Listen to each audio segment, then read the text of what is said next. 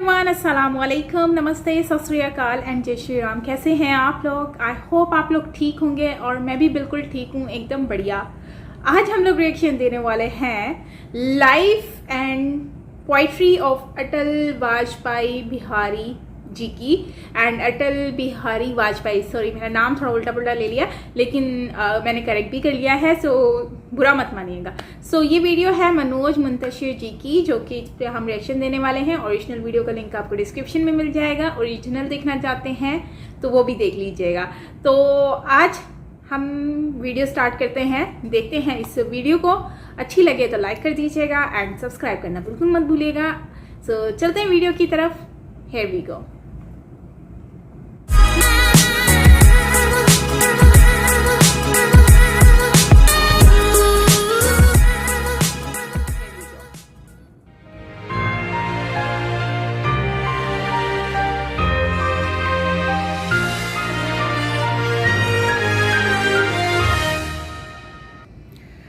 कौन हो तुम?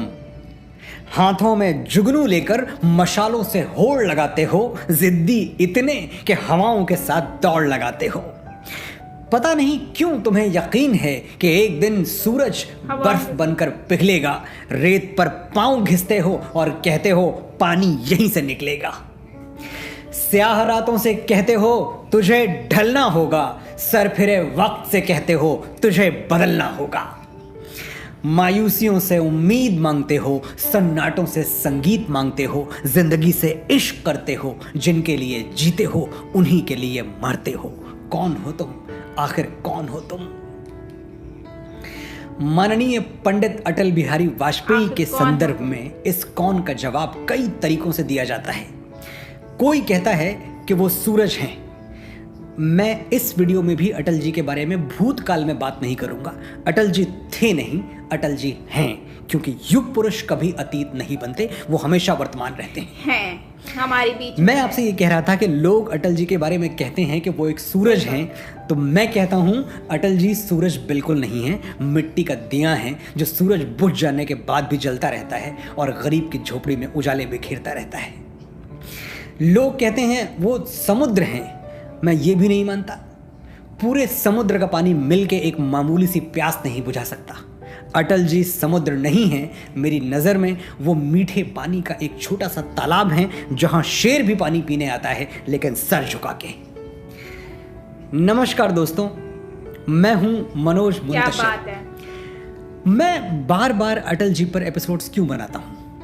क्योंकि मेरी जिंदगी में ऐसे 2 दिन भी एक साथ नहीं आते जब मुझे अटल जी का कोई ना कोई पहलू हैरान न कर दे। जब वो पूरी दुनिया की नाक के नीचे अमेरिका की गिद्ध दृष्टि वाली सैटेलाइट से छुप के पोखरण में न्यूक्लियर टेस्ट करते हैं तो बतौर राजनेता मुझे ताज्जुब में डाल देते हैं। मैं सोचता हूं क्या इनको जरा भी परवाह नहीं है कि अमेरिका की नाराजगी कितनी महंगी पड़ सकती है।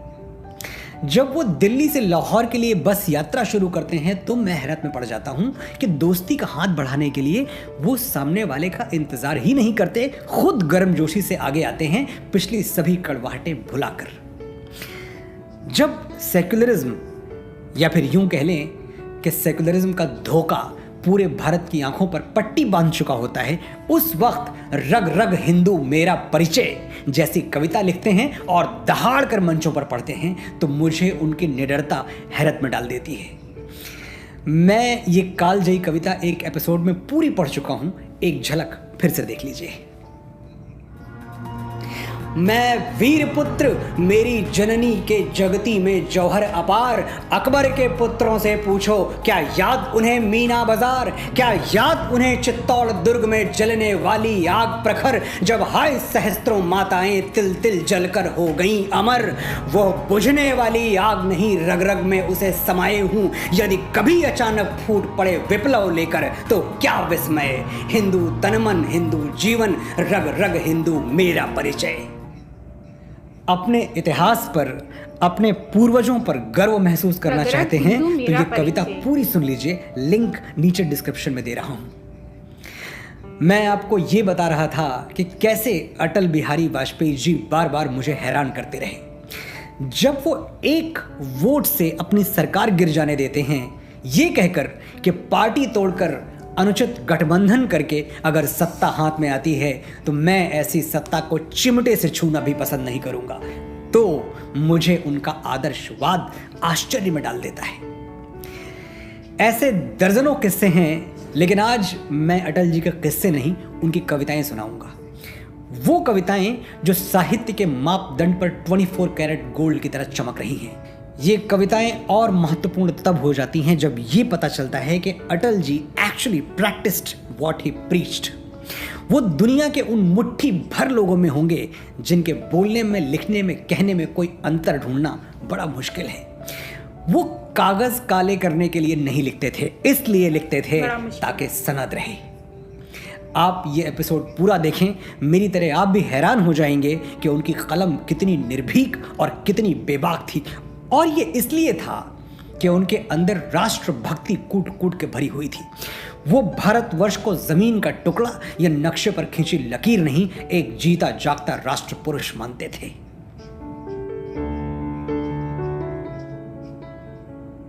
भारत जमीन का टुकड़ा नहीं, जीता जागता राष्ट्र पुरुष है। हिमालय मस्तक है, कश्मीर किरीट है, पंजाब और बंगाल दो विशाल कंधे हैं, पूर्वी और पश्चिमी घाट दो विशाल जंघाएं हैं, कन्याकुमारी इसके चरण हैं, सागर इसके पग पखारता है। यह चंदन की भूमि है, अभिनंदन की भूमि है, यह तर्पण की भूमि है, यह अर्पण की भूमि है। इसका कंकर कंकर शंकर है, इसका बिंदु बिंदु गंगा जल है। हम जिएंगे तो इसके लिए, हम मरेंगे तो इसके लिए। भारत और पाकिस्तान के रिश्तों में कितनी भी दूरी हो, लेकिन जब बात दोस्ती की आई तो सबसे पहला हाथ पंडित अटल बिहारी वाजपेयी का आगे बढ़ा। ऐसा इसलिए कि उन्हें हमेशा बंटवारे का दुख सालता रहा। उनका कवि मन कभी यह समझ नहीं पाया कि कराची में अपने पिता की समाधि पर फूल चढ़ाने के लिए दिल्ली के किसी बेटे को वीज़ा दफ्तर के 100 चक्कर क्यों लगाने पड़ते हैं। वो कभी इस सवाल का जवाब नहीं ढूंढ पाए कि पड़ोसी देशों के बीच दुश्मनी एक जरूरी शर्त क्यों है। वो कभी इस प्रश्न का उत्तर नहीं ढूंढ पाए कि भारत माता के दूध में दरार क्यों पड़ गई।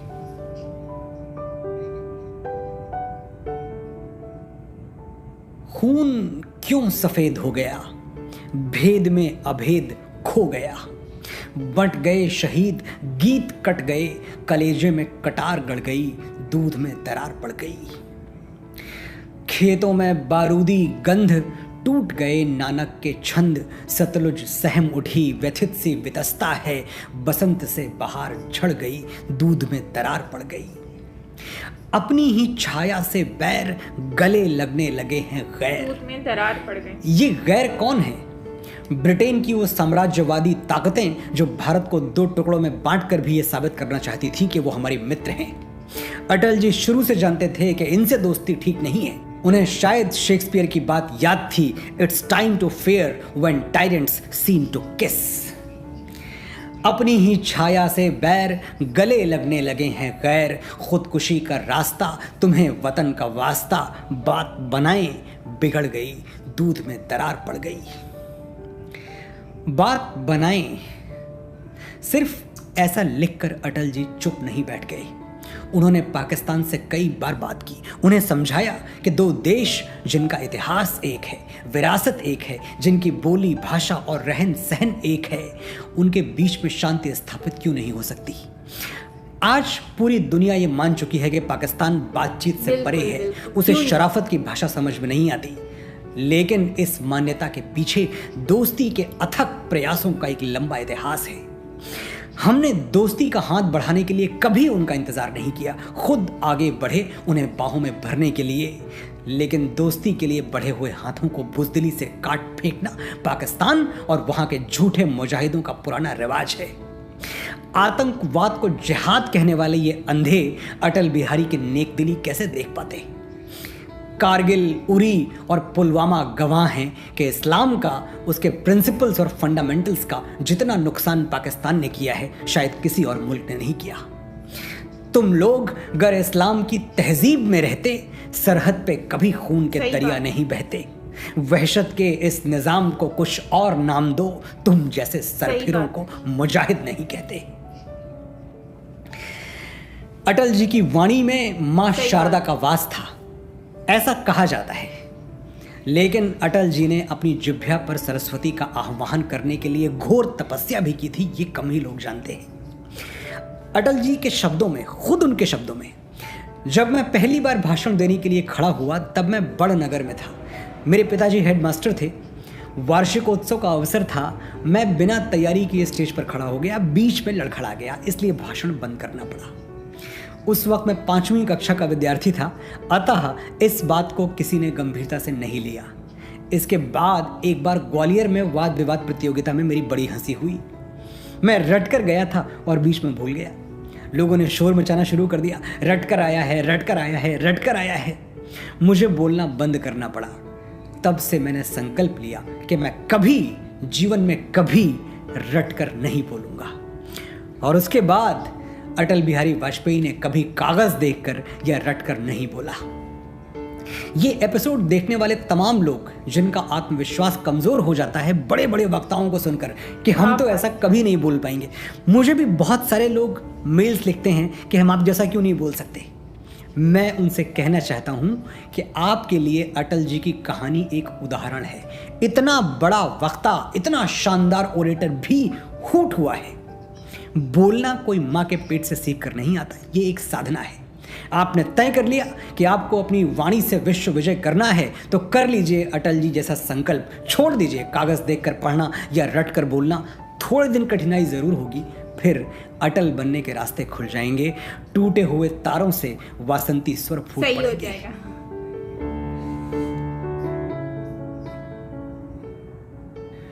टूटे हुए तारों से फूटे वासंती स्वर, पत्थर की छाती में उग आया नव अंकुर। झरे सब पीले पात, कोयल की कुहुक रात, प्राची में अरुणिमा की रेख देख पाता हूँ, गीत नया गाता हूँ।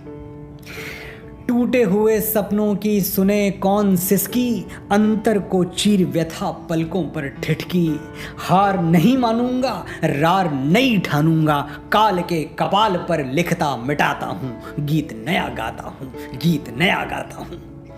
कोई बाधा, कोई चुनौती अटल जी के होठों से यह वासंती स्वर छीन नहीं पाई। वो नए नए गीत लिखते रहे, गाते रहे और अपने लिखे हुए एक एक शब्द को जीते रहे। जब इस देश को मंदिर मस्जिद के नाम पर बांटा जा रहा था, अटल जी ने याद दिलाया कि हम एक हैं। हमारे धर्म अलग हो सकते हैं, इतिहास नहीं, पूर्वज नहीं। राम सबके हैं और जो देश राम राज्य की अवधारणा पर टिका हुआ है, जिसके संविधान में श्री राम का चित्र अंकित है, वहां राम का विरोध राष्ट्र का विरोध है।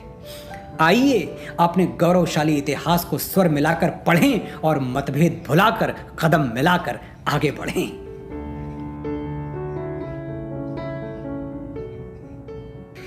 बाधाएं आती हैं आए, घिरे प्रलय की घोर घटाएं, पांव के नीचे अंगारे, सिर पर बरसें यदि ज्वालाएं। निज हाथों से हंसते हंसते आग लगाकर जलना होगा, कदम मिलाकर चलना होगा, कदम मिलाकर चलना होगा। हास्य रुदन में, तूफानों में, अमर असंख्यक बलिदानों में, उद्यानों में, वीरानों में, अपमानों में, सम्मानों में, उन्नत मस्तक उभरा सीना, पीड़ाओं में पलना होगा, कदम मिलाकर चलना होगा। उजियारे में, अंधकार में, कल कछार में, बीच धार में, घोर घृणा में, पूत प्यार में, क्षणिक जीत में, दीर्घ हार में, जीवन के शत शत आकर्षक अरमानों को दलना होगा, कदम मिलाकर चलना होगा। सम्मुख फैला अमर ध्येय पथ, प्रगति चिरंतन कैसा इति अथ।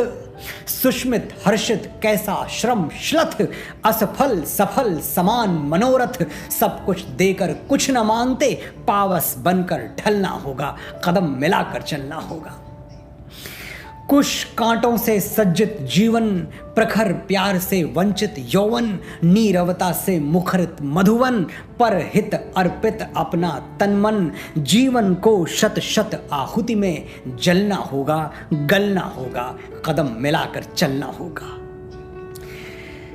हमें इंस्पायर होने के लिए अपने हीरोज 7 समंदर पार नहीं ढूंढने, बस कुछ बरस पीछे मुड़कर देखना है। अटल जी के पद चिन्ह हमारा मार्ग प्रशस्त करने के लिए पर्याप्त हैं। युग पुरुष अटल बिहारी वाजपेयी की स्मृतियों को नमन। और आपने ये पूरा एपिसोड इतने ध्यान से देखा और सुना, इसके लिए आपका आभार। फिर मिलेंगे।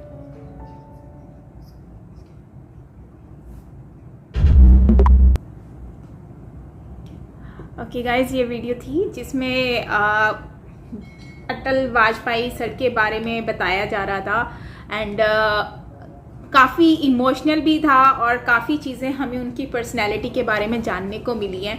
और मतलब इसमें जो है वो बताया गया जैसे कि उरी कारगिल वगैरह का जो सीन हुआ था उसके बारे में इन्होंने एक्सप्लेन किया और जहाँ तक मुझे इसमें मतलब समझ आया। और इसके अलावा इन्होंने जो उनकी पर्सनैलिटी के बारे में लाइक किस तरह की वो नेचर रखते थे और किस तरह से उनके दिल में क्या क्या ख्वाहिशात थी और वो क्या चाहते थे, वो सारा इस पोएम और पोइट्री के थ्रू इन्होंने लाकर हमारे सामने रखा, विच वॉज अमेजिंग, ज़बरदस्त। और इससे मुझे काफ़ी चीज़ें अटल जी के बारे में जानने को मिली।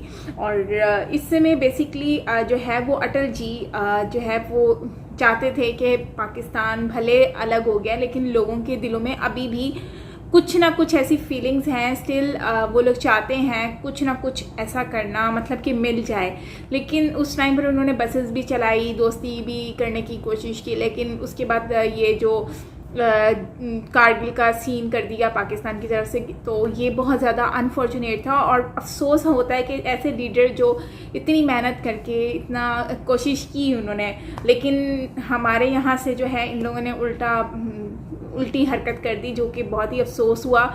उरी और कारगिल और ये सारी चीज़ें, अटल जी का जाना हमारे लिए बहुत ही ज़्यादा अफसोस की बात है, उनकी डेथ हो जाना। और वैसे भी इन्होंने सही कहा, जो मर जाते हैं वो मर जाते हैं, लेकिन जो ऐसे लोग होते हैं ना वो मरते नहीं हैं, वो हमेशा जिंदा रहते हैं हम लोगों में। उन लोगों का काम जिंदा रहता है, उनकी सोच, उनका जो रवैया है वो। एंड सबसे बड़ी बात यह है कि उनको किसी ने कहा कि ये रट कर आते हैं, तो उन्होंने उस दिन से पेपर पढ़ना ही छोड़ दिया। मतलब वो स्पीच वगैरह के लिए शायद बोला था, तो उसका वो सीन तो मैंने नहीं अब देखा कि ये कब हुआ, कैसे हुआ, क्या हुआ था। बट इन्होंने जो बताया कि उन्होंने जो है वो लिखा था, मतलब कि पेपर पे किसी ने उनको क्रिटिसाइज़ किया था कि आप ये तो पेपर रट के आ जाते हैं, तो उसको इन्होंने सीरियस लिया और उस दिन के बाद से इन्होंने वर्बली बोलना स्टार्ट किया। एंड वाकई में ही अगर हम कोई चीज़ वर्बली बोलते हैं उससे ये होता है कि एक दो टाइम तो मसला होता है, उसके बाद जो है वो इजी हो जाता है। सो अगर आप लोग भी कुछ पढ़ना चाहते हैं, बोलना चाहते हैं, कुछ डिलीवर करना चाहते हैं, सो अगर हम अपने तरीके से डिलीवर करेंगे वो ज़्यादा ईजीली हो जाता है।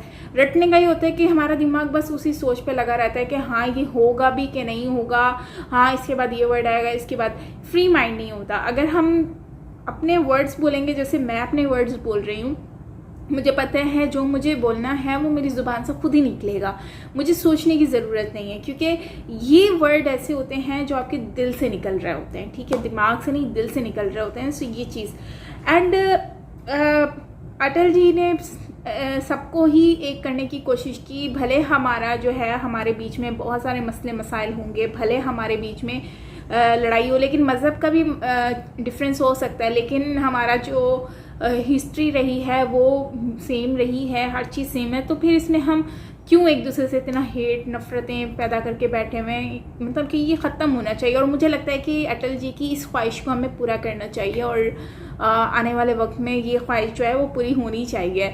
लेकिन जिस तरह के भी हालात चल रहे हैं तो मुझे नहीं लगता कि ऐसा कुछ होगा, लेकिन चलें जब भी हो जाए एटलीस्ट। और ताकि जो इंडिया के उस पार जो लोग इंडिया में रहते हैं, जो लोग, वो लोग आए, मिलें अपने लोगों से, और यहाँ के लोग जो है वो इंडिया जाकर मिलें।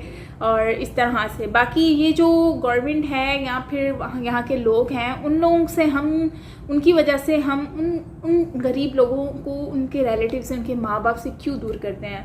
क्योंकि मुझे बहुत दुख हुआ जब कराची की बात की गई कि कराची में उसके पिता की कब्र और मतलब कि है, और वो वहाँ पर जाना चाहता है लेकिन नहीं जा पा रहा है, या वीज़ा लेना पड़ रहा है, उसको लाइन में लगना पड़ रहा है। सो ये चीज़ मुझे बहुत दिल को ना हिट की है। एनीवेज गाइस, ये थी उनकी पर्सनैलिटी। और अमेरिका जैसी कंट्री को, यूएसए कंट्री को उन्होंने मना कर दिया, और मतलब कि बहुत वो होता है ना, क्या कहते हैं, बेखौफ जिनको किसी से कोई लालच नहीं होता। तो ये बस वही पर्सनैलिटी थी, क्योंकि यूएसए को मना करना मतलब आज के दौर में लोग मना करते वक्त ना 10 बार सोचते हैं कोई नुकसान ना हो जाए, कोई मतलब इनको नाराज़ करना मतलब सब कुछ ख़त्म कर देना, लेकिन उन्होंने ये इतना सोचते थे वाइडली, तो ये बहुत बड़ी बात है कि उन्होंने डायरेक्टली उनको मना कर दिया। सो ये बहुत बड़ी बात है, अप्रिशिएट करने वाली बात है। सो खैर गाइस, ये थी हमारी आज की वीडियो। और ये मक्खी पता नहीं किधर से आ रही है, इतना कोई तंग करके रखा हुआ है मुझे सॉरी। ओके, चलते मिलते हैं नेक्स्ट वीडियो के साथ। टिल देन टेक केयर, अपना बहुत बहुत बहुत सारा ख्याल रखिएगा। मैं हूँ साइमा बेज़ादा, बाय।